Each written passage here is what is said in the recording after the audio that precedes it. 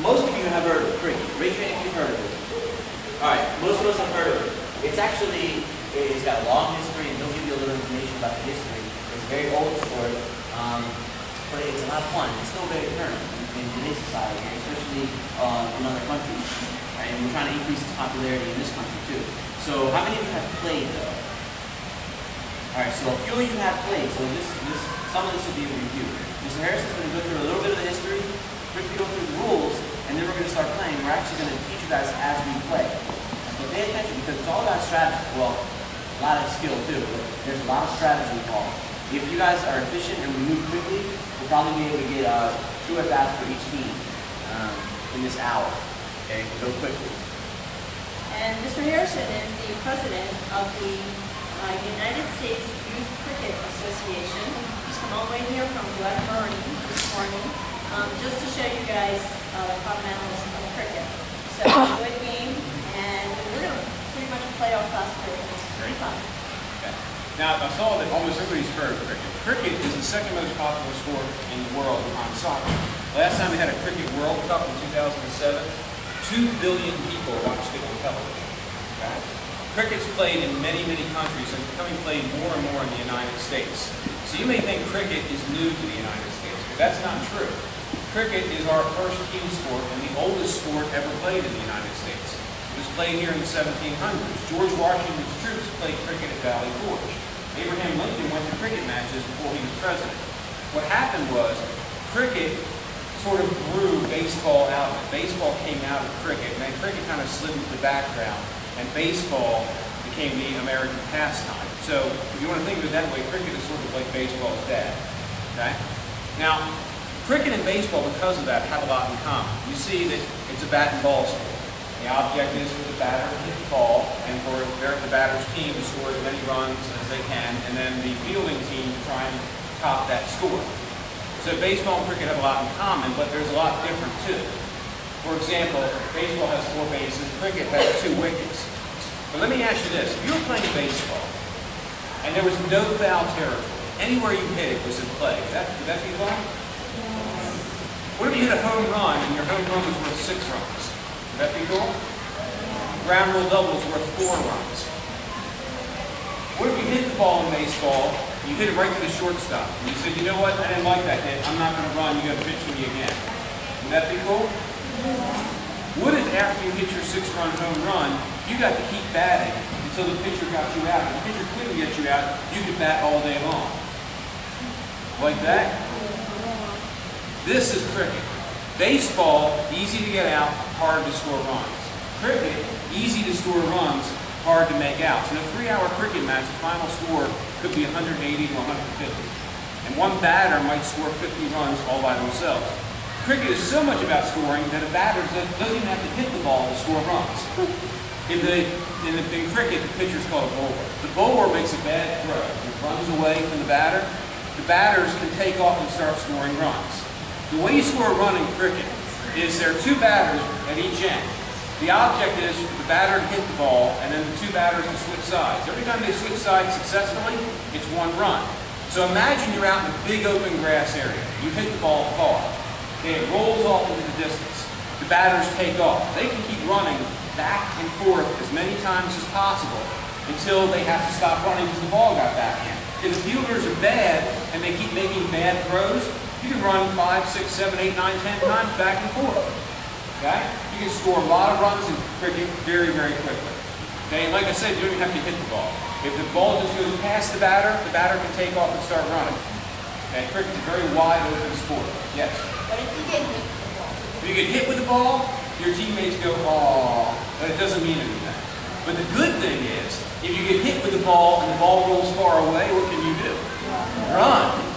So you kind of want to get hit with the ball. But if you get hit with the ball, as long as you don't break anything, that means the ball is scooting off somewhere, and now you can take off. Yes? So there's no automatic runs? Now, there is, in cricket, they have boundaries. If you hit the ball in the air over the boundary, it's an automatic 6 runs. If you bounce the ball over the boundary, it's 4 runs for your team. Okay, and then you get to keep batting. You're still up until the bowler gets you out. And everybody on the team bats in 1 innings.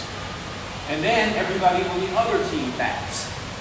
and they try to outdo each other with number of runs scored. Now there are three ways to get out in cricket, and they're very much like baseball. If the batter hits it in the air and it's caught, you're caught out. The batter is out.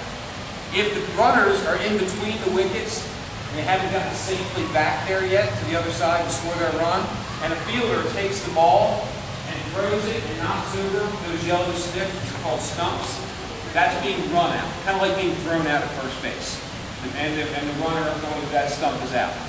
The third way, is if the bowler, remember it's like the pitcher in cricket, throws the ball, the batter doesn't hit it, and the bowler knocks over the stumps. Kind of like being struck out in baseball. That's another way to get the batter out. So there are three ways: caught out, run out, and bowled out. Yes? So if you throw the ball when the runner is not there, you only have to knock down one?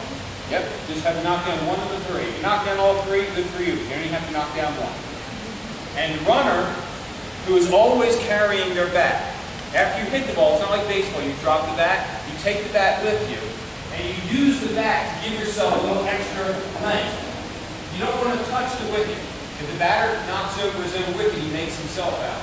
So you stay away, and you just cross the line. If you cross this line out here, you're safe. As long as you cross the line where the wicket is, you're good. You don't want to run over your own wicket. Yes? How hard is the wicket? Not difficult at all. Watch. So it's pretty easy. That's why you don't want to have a big backswing, and you don't want to slide into the wicket like you're sliding into home plate. Another reason to stay on your feet, though, is because if the fielders have done something silly with the ball, you can keep running. So you want to stay up if you can. Okay? Any more questions? Yes. Sorry, say it loud. You don't have to run. Remember I said you hit it to shortstop, you know? Imagine in baseball, if your ground ball is short, you say, you know what, I don't like that. Do over. That's cricket. You hit a ball, you didn't like where you hit it, you just don't run. And they have to throw it to you again.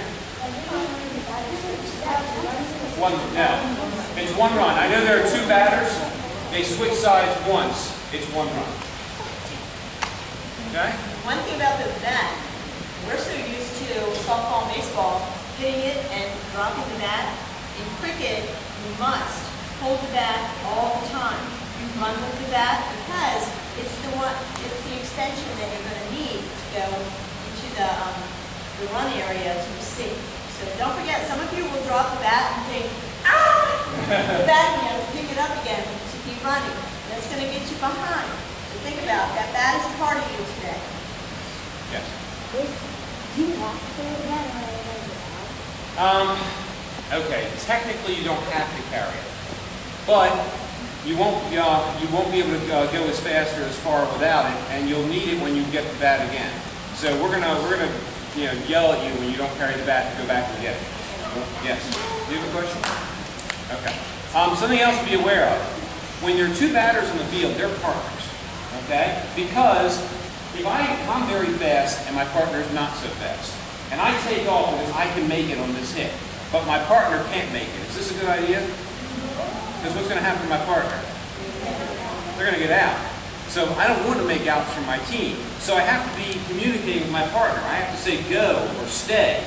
And when we cross each other in the middle, if I think we're going to go for two, I'll tell my partner as we pass, again, again, again. This tells my partner, don't stop, just turn and come back. Yes? what if the person thinks it was 20 years sticks or the other stuff? If you hit the ball and knock over the stumps, Yeah, like if the person was there. if I bat the ball and it comes off and knocks off my stumps, I'm out. If you bat the ball and you knock over your partner's stump, as long as they're still there, it's fine. If your partner, though, has kind of gotten away from the stumps, and then your partner's out. Yes? And then also, it only